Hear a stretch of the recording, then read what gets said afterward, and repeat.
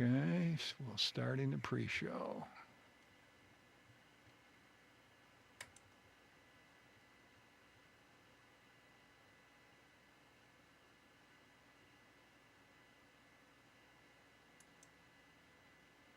Welcome to another experience. You're in for a wild ride.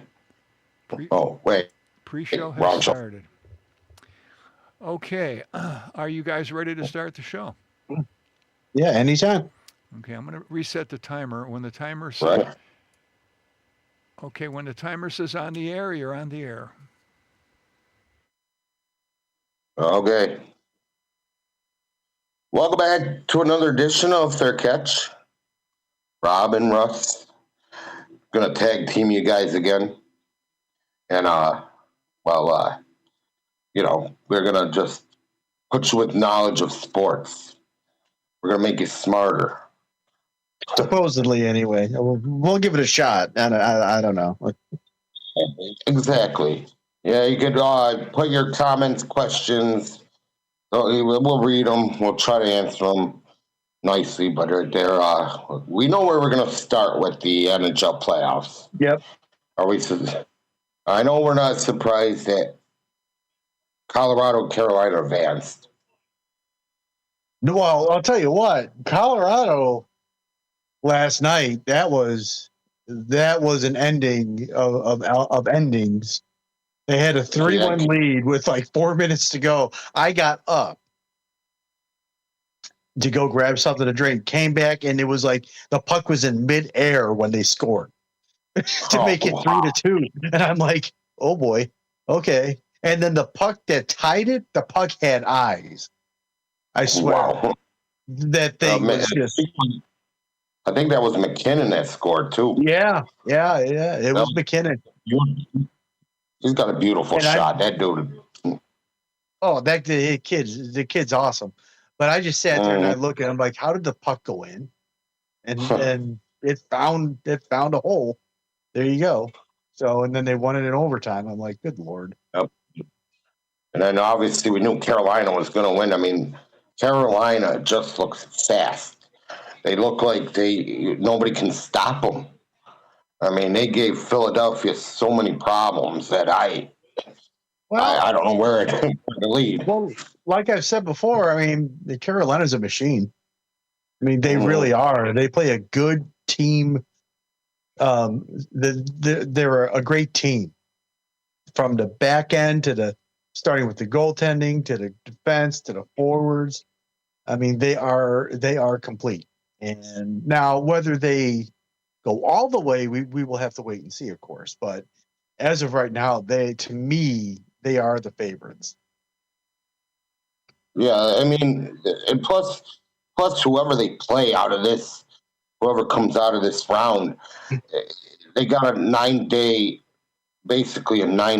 rest period, which is like, it's almost like it's not fair on this where they get with the NHL.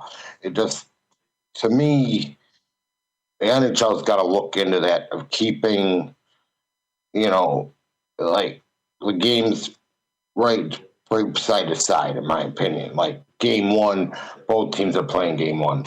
Or game, like they did back in the day. The Eastern Conference, they played 1 week or 1 day. Then Western Conference played another day. Well, you know what? I mean, if you don't like the layoff, then win your series sooner. I mean, that doesn't necessarily bother me because it can actually work against them to a point. Because say like Montreal goes on and beats the Sabres, and they only have like 3 days off. I don't know when the game would be scheduled, but say like they have 3 days off, they have 9 days off. Carolina's not going to be. That's when you pounce on Carolina. Okay, that's when you jump. The thing of it is, I was saying earlier, I said Carolina is going to be home no matter what, game 1 and 2, because they had a better record in the East, and so they definitely will be refreshed. There's no ifs, ands, or buts whoever comes out of the Buffalo-Montreal series. They're going to be fresh. They're going to be fresh, but the but what you have to wonder about is, will they be game ready? You're off for 9 days. And Buffalo or Montreal is going to be coming just off their series. They're game ready. May not be all that healthy, but they're game ready. And which, So and if you're going to and steal which- a game, it would be game one. well, yeah, like you got to get a win on the road and right off the bat. I would think. I mean, that's there. Are we surprised that the Vegas and Ducks are 3-2? I mean, this is and the Ducks are pesky.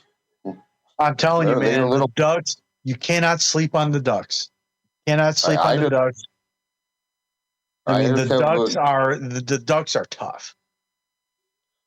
I just have a feeling that they're going to tie the series tonight and get a game 7. I have that feeling because that's the way the series looks like.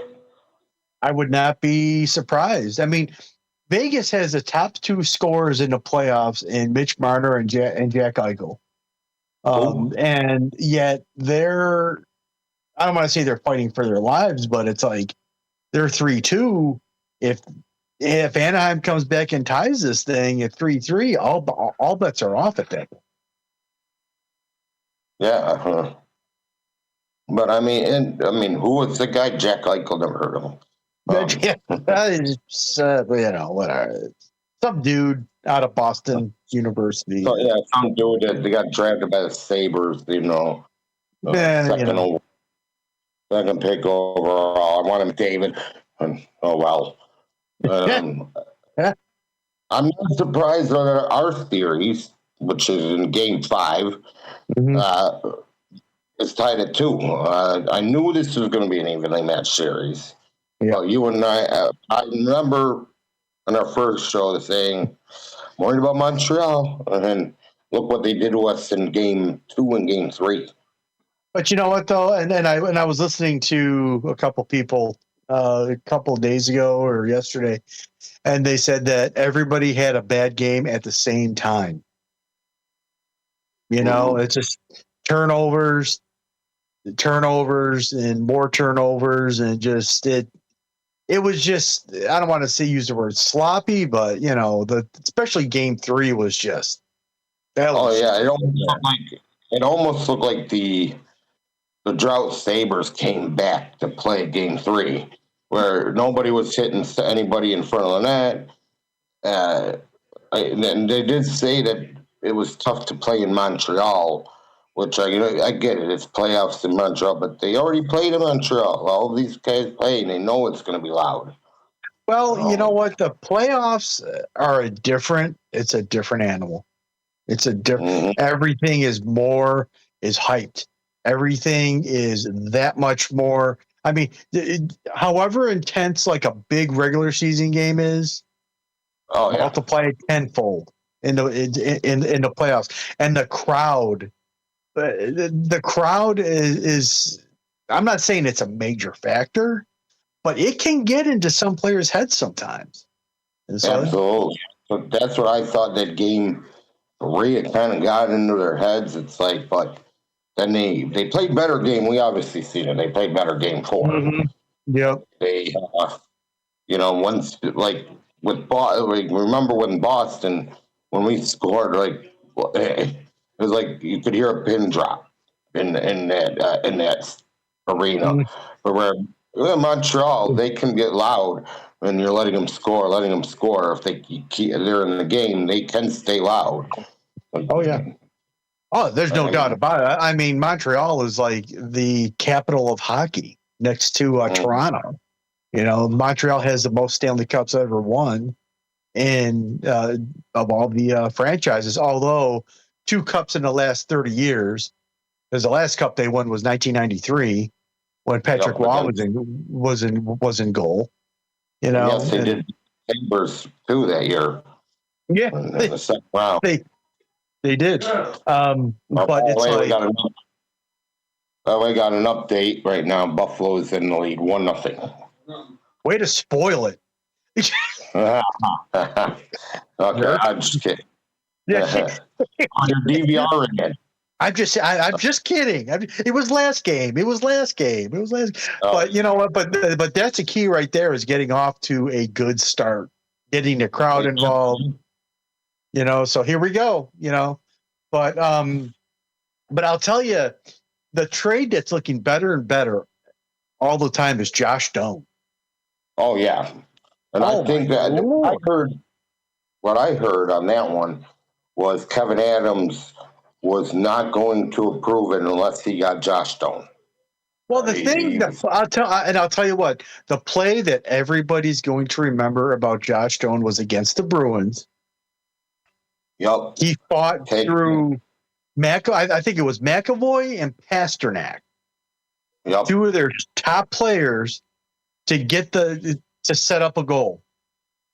I mean, when I saw that, I'm like, okay, they made out in this deal. You know, and he has 9 points in 10 playoff games. You know, and it's just like, wow. You know, and the guy I feel worst for in this whole thing is Kevin Adams, because he put this team together, but if for whatever reason, the team wasn't playing up to its potential. Now, the weird part is he was let go when they won a few games in a row. Yeah, that's like right near the end of the road trip when they had a 3-game streak. But I guess what I heard was Pekalainen went into that locker room and said, "You guys are better than this." Well, he laid the hammer down. He laid the hammer down and said, you know, enough of this. You know, it's Kevin Adams tried to play he's too much of a nice guy. Don't get me wrong. He's too much of a nice guy. It's so hard for him to get mad. I mean, he like last year during his press conference saying, "Oh, nobody wants to come to Buffalo because they." And I was in downtown Buffalo when he said this. They don't have palm trees and they're not warm enough. That's not an excuse. It's hockey. You know, we are. What do you want palm trees for with hockey? You know what? Wait till after the hockey season, then go down to wherever, go to Hawaii, go to like Florida if you want to, you know, then enjoy the palm trees. Even Carolina doesn't care about hockey. Buffalo fans, I'll tell you right now, there are going to be more Buffalo fans in those seats in Carolina than ever before, in my opinion, because the Bills fans and Sabres fans have been traveling well lately. I'll tell you what, man, it is Carolina. I mean, Carolina is just so good. They are just so, I mean, they are such a complete team. I have a hard time believing that they're not going to make the Stanley Cup Finals. But hey, you know what? And their coach is great. And their coach is great. Like Rod Brennan. He was almost a Buffalo coach. I mean, he could have been. You know, and the leading scorer, and here's something for Sabres fans. The leading scorer in the playoffs for the Carolina Hurricanes is don't tell me Taylor Hall. Oh yeah. How was his Buffalo career? Oh my goodness. Short and sweet, I guess. I don't know. Short and not so sweet. But he's got he's got 3 goals. I mean, he's got 12 points in 11 games. I'm sorry, 12 points in 8 games. 12 points in 8 games. I mean, that's just crazy. Well, don't get me wrong. He's a good player. He's a very talented player. I think the problem was the coach at the time, Ralph Kruger. Oh, my. Don't even bring up Ralph. You're giving me indigestion bringing up Ralph Kruger right now. A soccer coach. Yeah. Well, here's the interesting thing about Ralph Kruger. He was a decent coach when he was in Edmonton. There's a weird story out there about how he was let go. And that I believe it was through I can't remember the exact story, but it was weird. People felt bad for him. Okay, so when he got here to Buffalo, the Sabres were actually doing okay until they hit like a 20-game winless streak. And then the wheels all fell off at that point. So, yeah. Well, But yeah, so they definitely played better under Granado. I like Granado, but I mean, Granado had this team going in that direction, the right direction. It was a very good teacher, but right. but hey, who would you want, Lindy Ruff or Granado? I'll bring Well, back Lindy. the thing about Granado, and I remember some analysts would say that he like you said, he was too nice. Yeah, He didn't. I don't want to use the word discipline. I mean, you're talking about young adults, so you don't want to say, you don't want to use that word. But he wasn't hard enough on the players. yeah. So it was like, you make a mistake. Well, it's a learning process, and that was like his thing. But I'll tell you what he did. If there was one thing that Don Granado did, he did unlock Tage Thompson. Yep, definitely And did. it's been, and it's been a great ride watching him play ever since. And you saw signs that they were going to break the drought. You saw the sign. They were only 2 points out like 3 years ago. So Yep. you saw the signs. But for whatever reason, they just could not get over the hump. Goaltending to me was the big issue during that whole drought. Because when they traded away Ryan Miller, it was like goaltender after goaltender after goaltender after goaltender. Linus Allmark was supposed to be the guy, but they didn't re-sign him. And then he goes to Boston and has the season of his life. And I think if Robert Leonard had his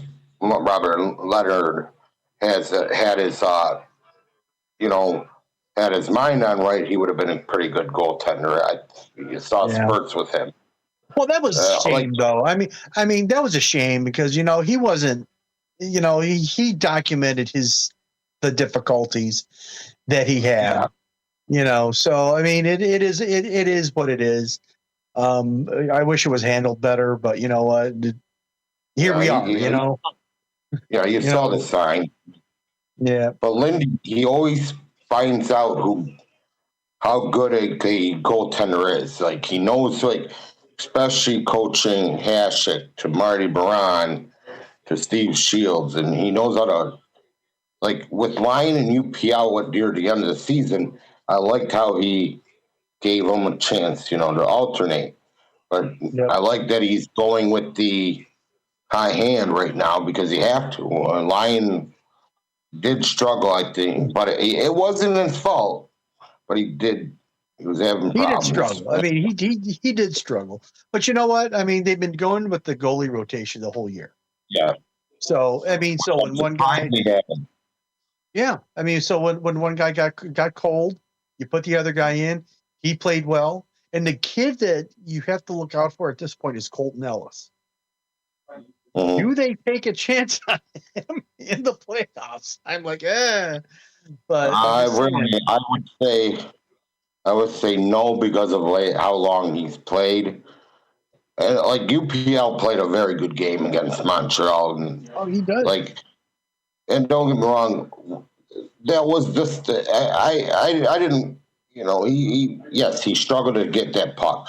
He was in the right position to get that puck that Kiki, obviously shot in, but it just bounced and it went in. But that was probably unfortunate.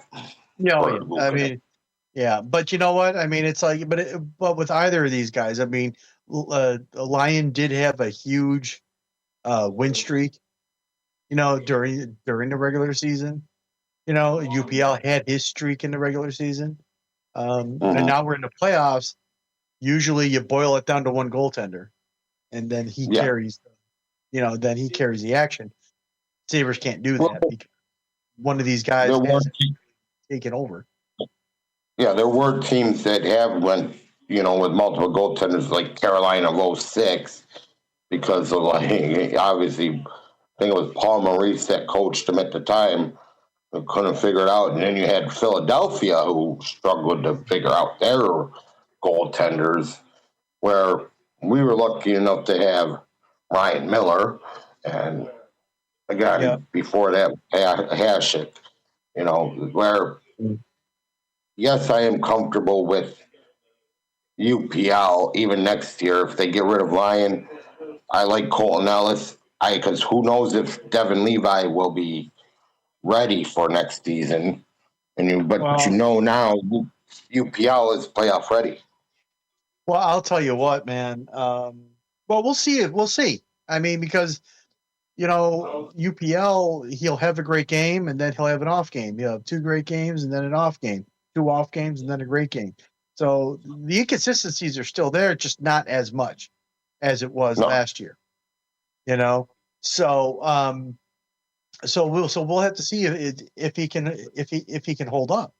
But again, it comes down to goaltending. Goaltending carries you or it buries you. One of the two. I mean, we know it didn't bury us in '99. Foot was in the crease. Foot was in the crease. Bro. Oh my God!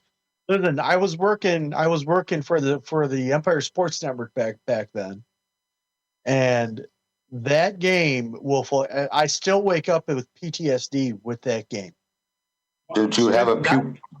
Yeah. Not just because of the foot in the crease, not because of the memo from the NHL. However, I worked noon to midnight every Saturday, Sunday back then. Okay, I did that for like 5 years. That day in particular, I got there earlier. At around like 11 a.m. I didn't leave till 5 a.m.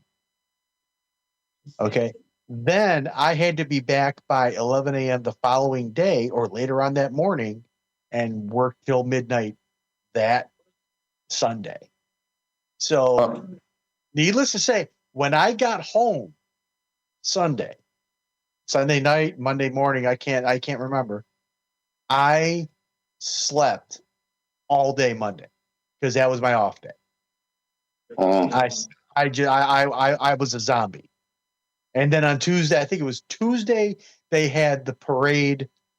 Monday or Tuesday, they had the parade or something like that, where Dominic Hasek goes Cup Crazy 2000. I'll never forget that. But yeah, so a lot of great memories from that whole Stanley Cup run back then. So you probably bumped into Howard Simon before he became bald. I knew Howard when he had hair. I knew Mike Robitaille, and I'll never forget working Hockey Hotline. It was he said this more than once.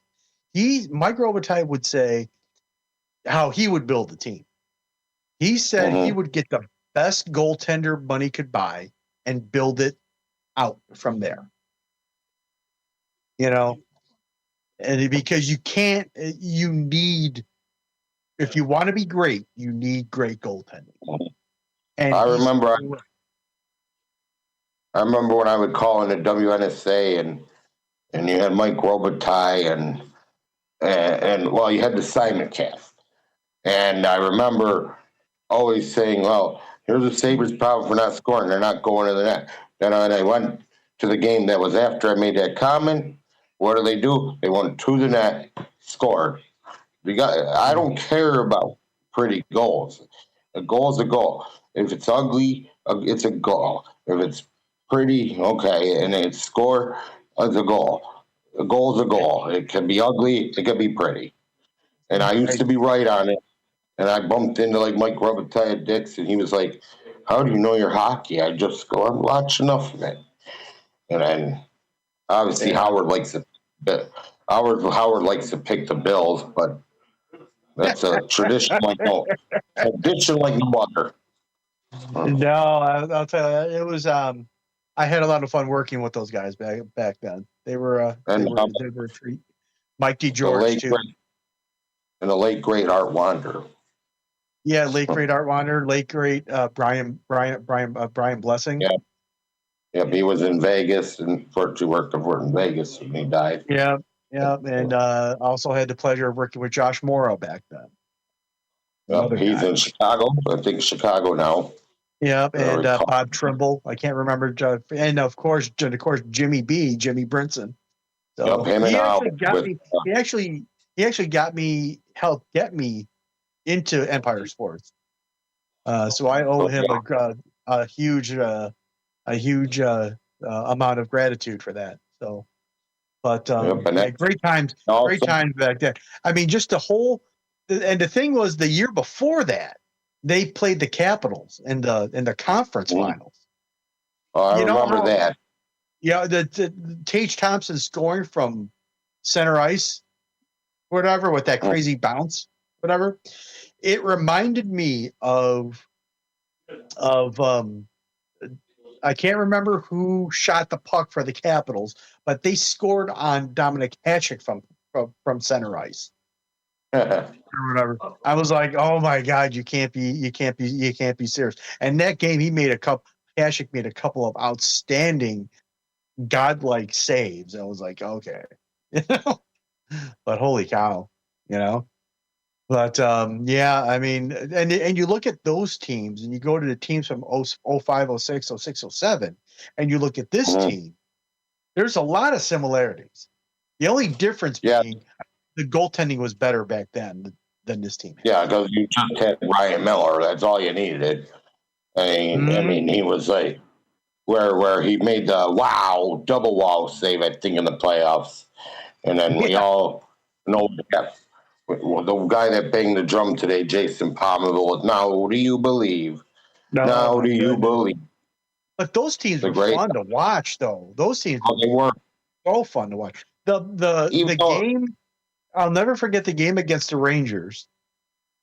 I was hanging out with some buddies at a bar, and it was like 10 seconds, 10 seconds ago. I can't remember exactly how much time was left on the clock when Chris Drury scored.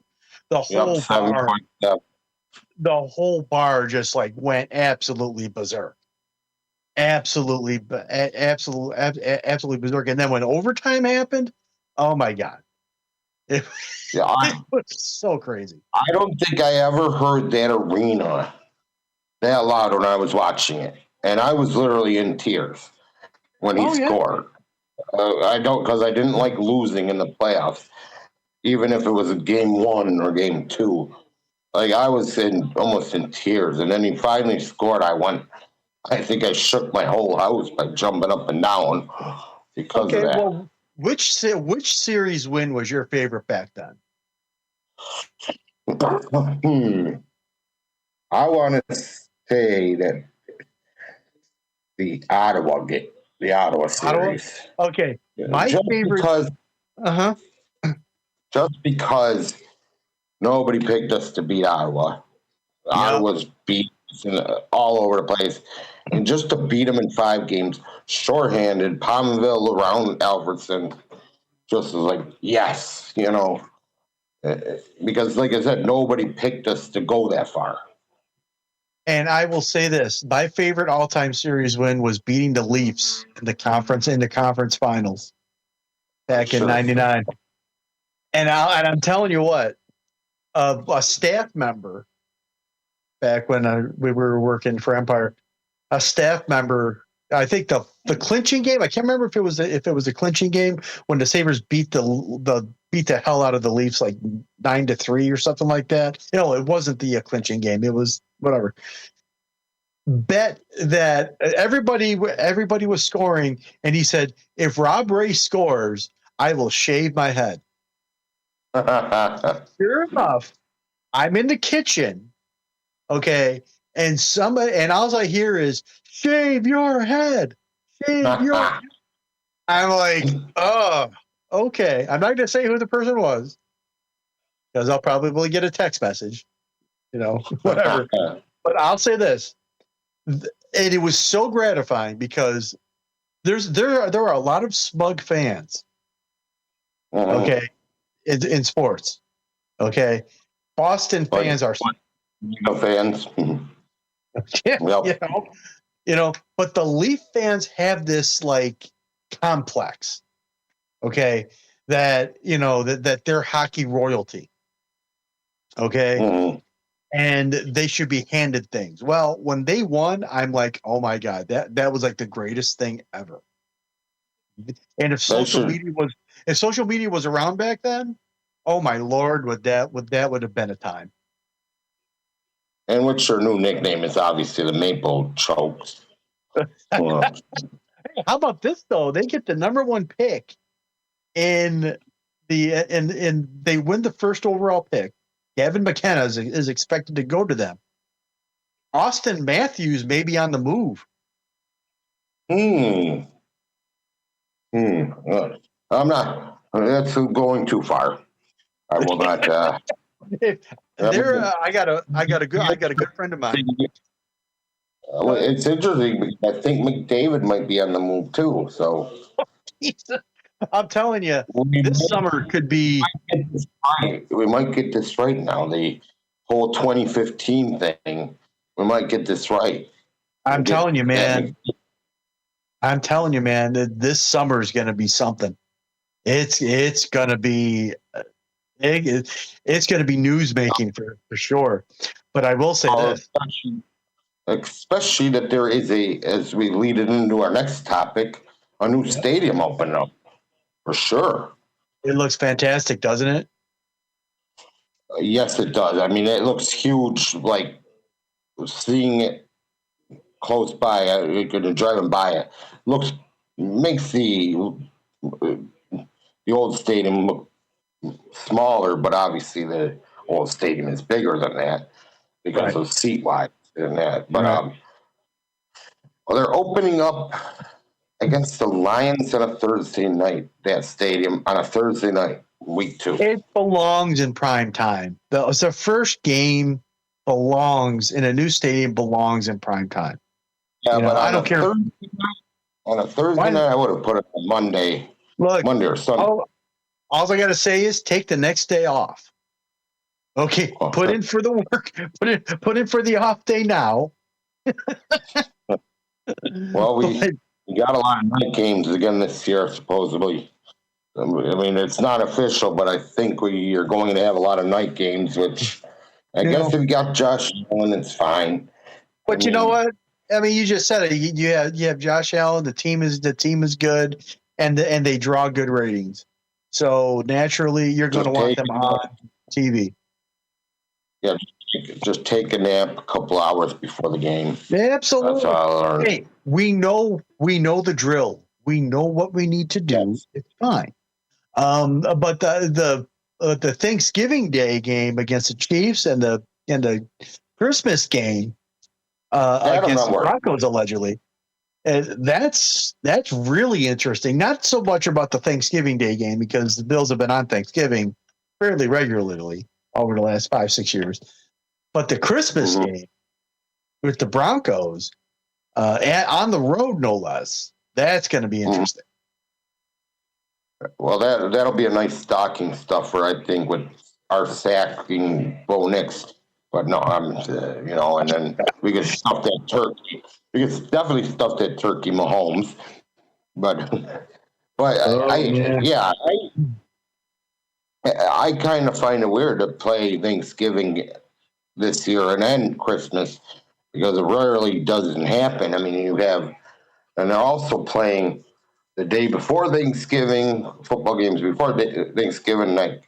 And I guess the Black Friday's been very popular too with football. Well, you know what? Because everybody's is in food coma on Friday. Mm-hmm. What better way to get over the food coma than just sit back and watch football? And nobody goes anywhere, I guess, on Black Friday because you got these phones, and then you could I'll just do my order now, and nobody waits in line anymore. Nobody waits in line. Nobody elbows anybody out of line anymore. You know. I know because they want to watch some football. Hey, let me just say this. There was a website back then, okay, way back when, called BlackFridayDeaths.com. They would have a total, an ongoing total of people that died that day. Okay, so and something had to happen. Something had to happen. Okay, we don't want to see anybody die. Like the day after Thanksgiving. Okay, but but you know what? But the Bills draw ratings. They really do. So but now if they lose and people say, "How was your Christmas?" I'll be like, "Bah humbug, we lost." Jeepers, you'll give them. You'll give them a salute, Definitely. but the schedule pretty much being leaked out at this point. The first game of the season, the Houston Texans on the road, no less. That's good to get it out of the way because I think Allen somehow seems to struggle in Houston. He does Well, to me. That defense bothers him, I guess. well, when you're pretty much when the defensive end, I can't remember his name, is pretty much wearing Josh Allen's jersey, you might have a problem there. Yeah, he was getting around Dawkins like there was no tomorrow. It was like that game. It was like he was there in like under 2 seconds, in my opinion. He was in his face, and that defense of Houston is very good, but just what ruins Houston, obviously, we're going to see it again this year. It's going to be C.J. Stroud. I just don't. I don't. I just think that getting this game out of the way, we'll just say, okay, we know we can play Detroit now.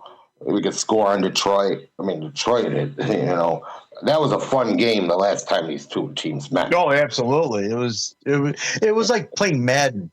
It's crazy. But but they go from Houston to Detroit to the Chargers coming here. And the Chargers are no joke. They're tough. Well coached. They're well coached. I mean, you have Jim Harbaugh, who just he was a very good coach who turns teams around. Like we saw what he did with the 49ers. We saw what he did in college. Obviously, turned Michigan around. So and now look what he's doing with the Chargers. Like you could see the difference. You could see how confident Justin Herbert looks with having Jim Harbaugh around. Yeah, Herbert. I don't think you can put the whole game on Herbert. He's not the Superman type like Josh Allen or Patrick Mahomes, but he's a good quarterback with a good supporting cast. He does have Omari and Hampton at running back. He does have McConkey. He does have Johnson at the wideout position. He has Oronde Gadsden the second. That's right. I'm old enough. We're old enough to remember the original Oronde Gadsden. But yeah, we're watching his son play now. Just like a Asante Samuel. Okay, there's no need. But he has a nice supporting cast around him. Yeah. So they're going to make some noise. I don't know that travel going back and forth because that's a 1:00 game supposedly on a Sunday. Yeah, had trouble with that. So that may be something there, and then they play the Patriots at home. But I like that they got the Rams and the Bills on Monday night because the last time I know we lost. That game was just fun. Yep. For a football fan, it was one of the more fun games if you're watching a football fan. Stafford and Allen, like Allen having 6 touchdowns that game, 3 rushing, 3 passing, and Stafford just being gunslinger and that was the most fun game. Oh yeah, and the thing is, I mean, it being on the road Monday night, I mean, those games are always crazy.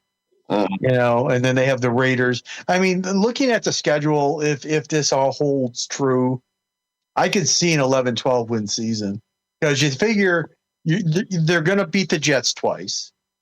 Miami's not going to be that good this year, so they should beat them twice. I think They're he should be Minnesota because of their quarterback issue.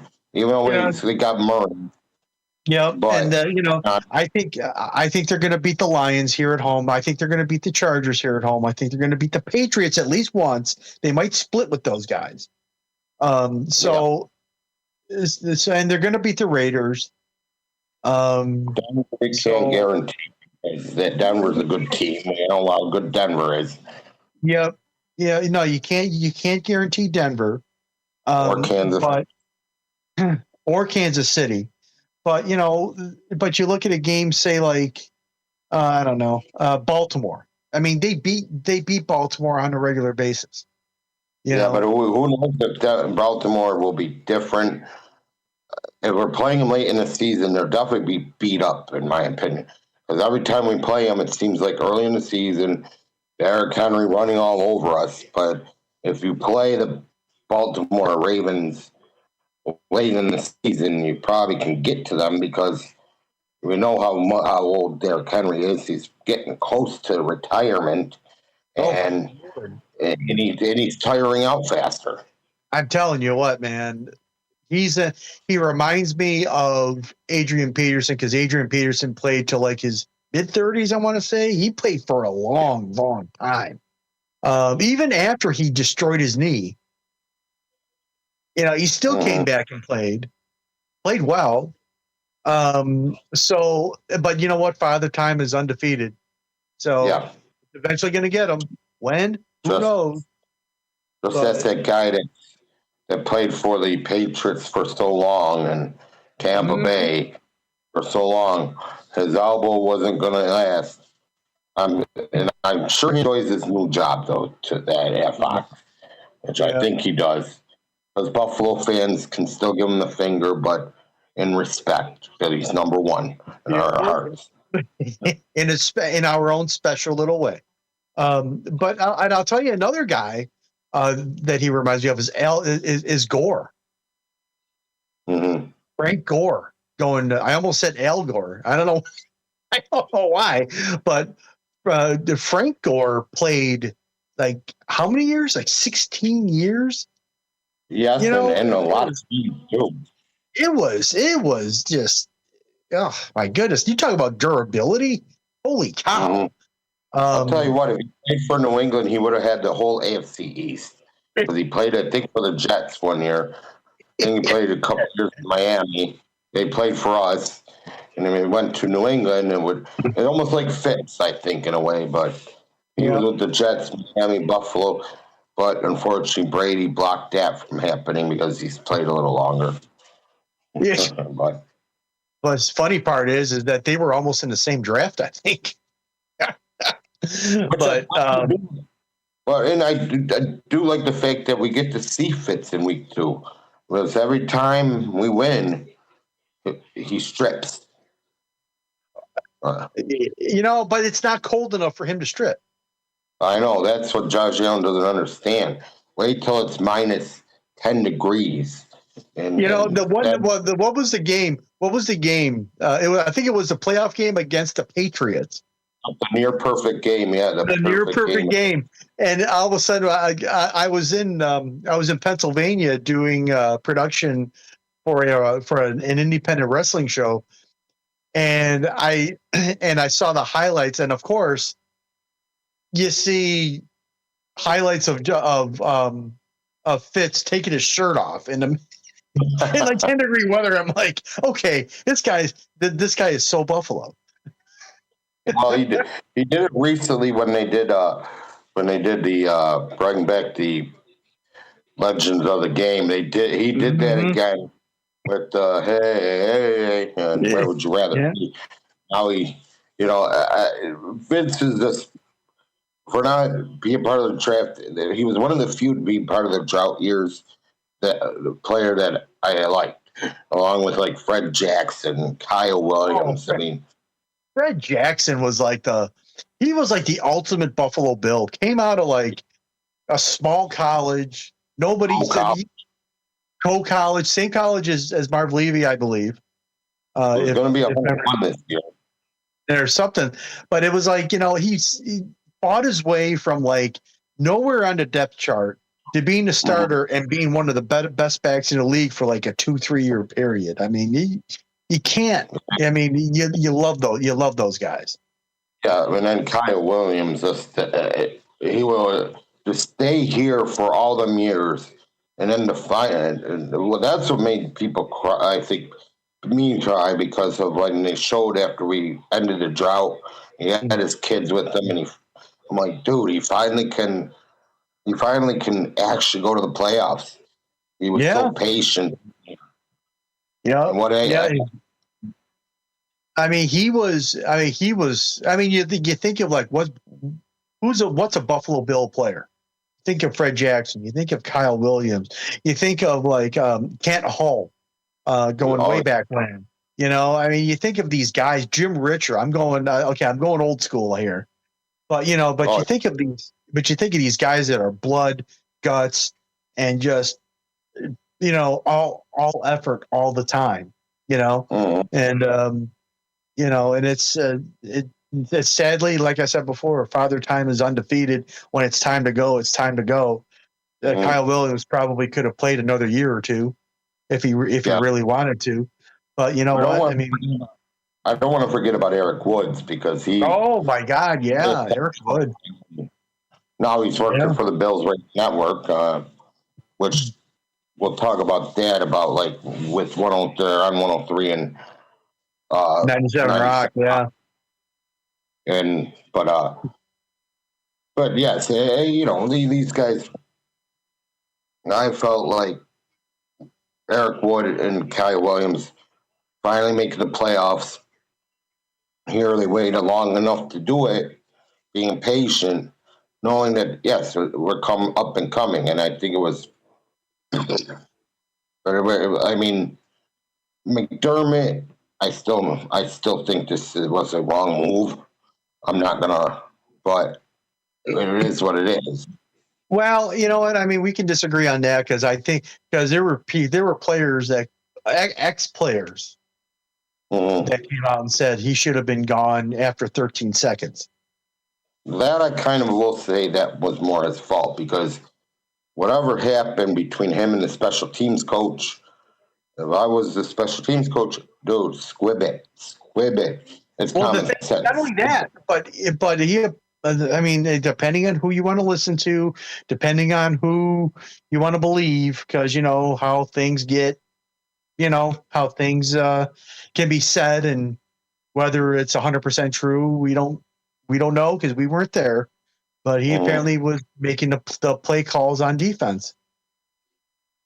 Yeah. So I mean, that's what a lot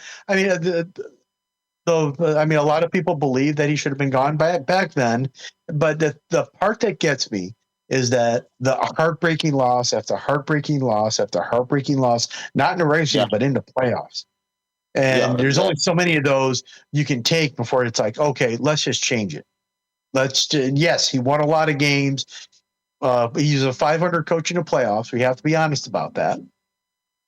No, we don't know if Joe Brady's going to be any better, but you don't have to necessarily change anything on offense. Maybe another playmaker or two for Josh Allen, Skyler Bell, 4th round pick.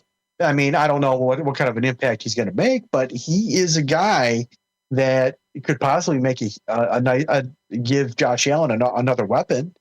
But the defense was always the spot that gave them trouble in the playoffs. And I'll go back to the Broncos playoff game. They had the lead with 4 minutes to go. One stop and it's pretty much over, and it didn't happen again. So I mean, I know what you're saying, but at the same time, I think it was time for a change. I mean, I get it. Like, I think what people are nervous about is Joe Brady being a rookie head coach, but he was getting a lot of interviews. Yeah, and because he has the great football mind, is what they're saying. Like, he coached obviously in college when they're at the Bengals now, Jamar Chase and Joe Burrow. I think their careers they're thankful for having They're Joe doing Brady being okay. their They're doing yeah, all right. You know, yeah, they're doing right. I okay. mean, they put up 30 points a game. I don't know. Yeah, you know, Like, Jamar 10 Chase. touchdowns. Jamar Chase only gets like 100 catches a year or something like that. I mean, what's that? And Burrows, even though if he gets hurt, he still comes back and scores touchdown after touchdown. Wait. I'll tell you what, though, that game against the Bengals, that the Bills beat them or whatever, Oh, no. that was something. Yeah, that's going to be one of the biggest another big memory of that stadium. Yeah, absolutely. With Ben, when Benford picks the ball off, it goes all the way. And I remember saying that. I remember saying it earlier in the game before he did it. I said, Joe Burrow, it's a season of giving. I think you should give the ball away. And what happens? He throws it. Benford picks it off, and he's gone. He heard you. He heard you. It's all good. But but I'll tell you, the biggest memory, probably one of the biggest memories of that stadium, has to be the great comeback. Oh, definitely. That is, and the thing was, hardly anybody in Buffalo watched it on TV because it was blacked out. The great Van Miller, man, the great Van Miller. Oh my goodness, Van Miller. That was probably one of his best calls of football. He painted that picture, of how that game was going. Yep, absolutely. And another game that comes to mind is it was a regular season game against the Broncos, where the Broncos were up like 22-7 or something like that. I remember because we had to go up to my brother's house for dinner because it was the holiday season, and when we left, they were down like 22-7. I can't remember the exact score. When we got to his house, they were up 23-22 or something like that. Because it was like that whole barrage of like, they had to block field goal, and then they had to sack, and they sacked and fumbled with John Elway. And it's like, oh my God. But yeah, I mean, that was crazy. Yeah. So we'll see if the new stadium brings better memories. We'll definitely. I mean, well, the new stadium's getting. Mm-hmm. Well, the stadium's getting a good team, so we'll see. But it looks like the schedule is official. Oh, and do tell. Looks like we got.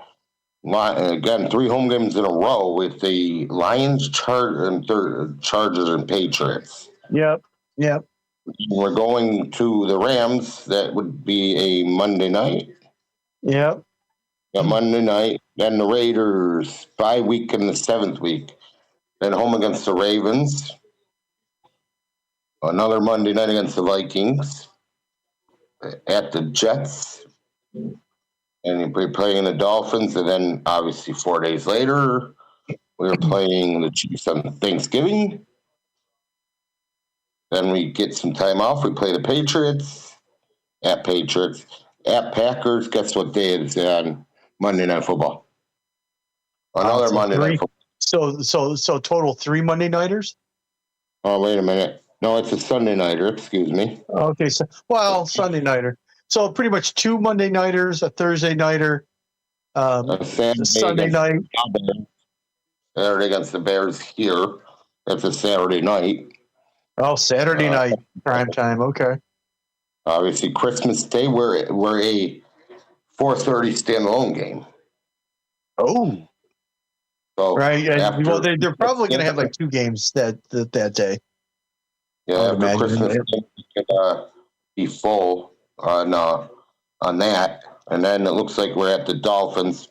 That's a gimme win, and then probably we'll have home field clinched and beat the Jets. That's the to be determined. So, well, pretty interesting schedule. I mean, they have. I mean, I think as far as strength of schedule, I think I saw where they ranked as 14th as far as like strength of schedule or somewhere around there. So hey, you know what? I mean, the biggest concern is going to be the defense. Mm-hmm. Because of the whole scheme change and whatnot, and a bunch of. I like the draft that they had with the rookies. But but again, we'll have to see how they pan out, of course. But I think, given the schedule, because it sounds like pretty much what I had before the show. So I'm guessing 11, 12 wins that may be good enough to win the division, and then we'll see where they go. But the thing I like the most about it is that we're not playing Miami, where it's oh my God, downright.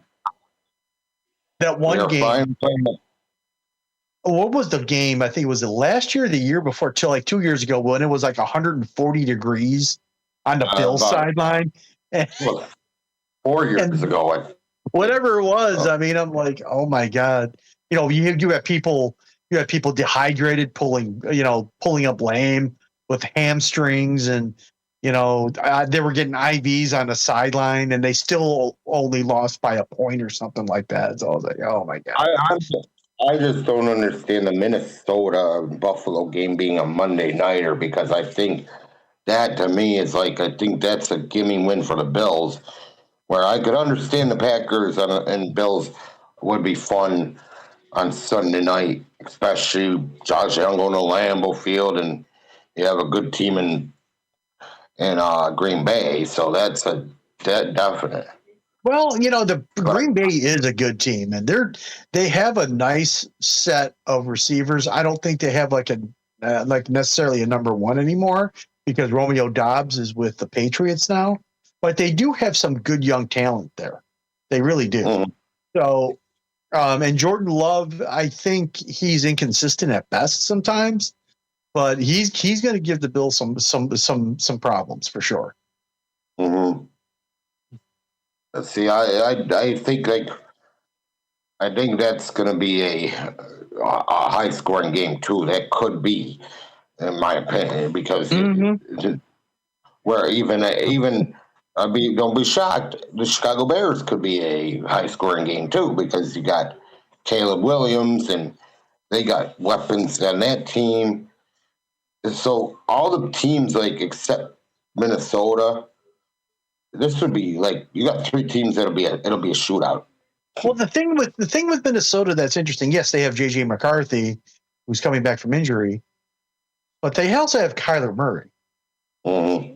So you can say what you want about Kyler Murray, but he put up some numbers in Arizona, and he does have Justin Jefferson.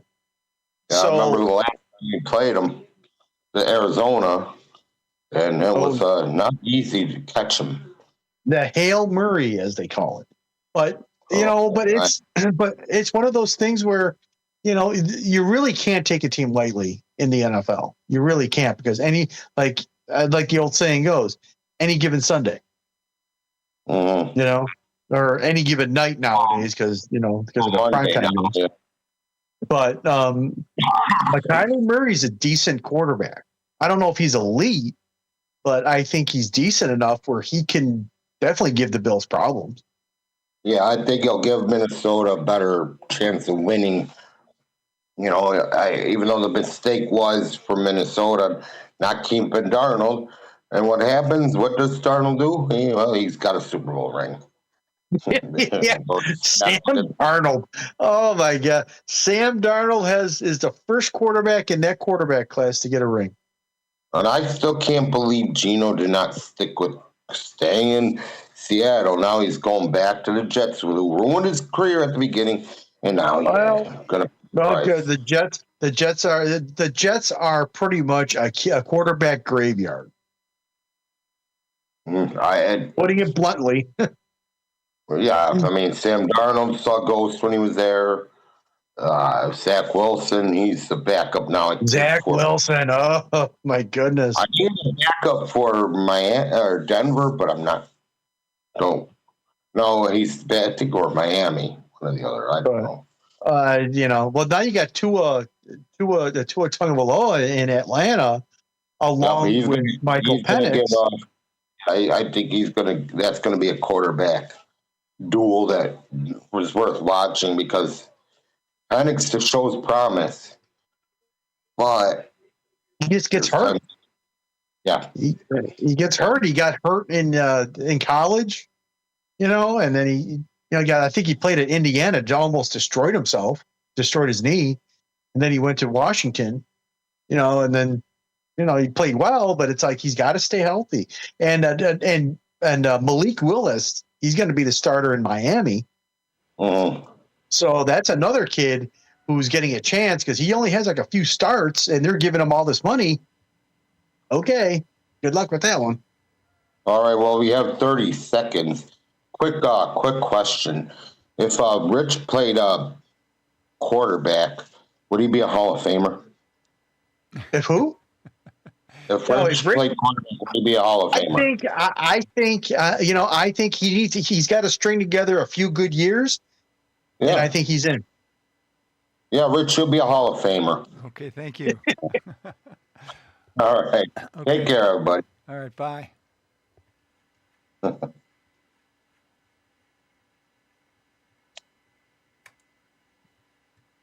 I'll see you Saturday, Rich. Okay, I'll see you, Rob. Have a good one, guys. Yep.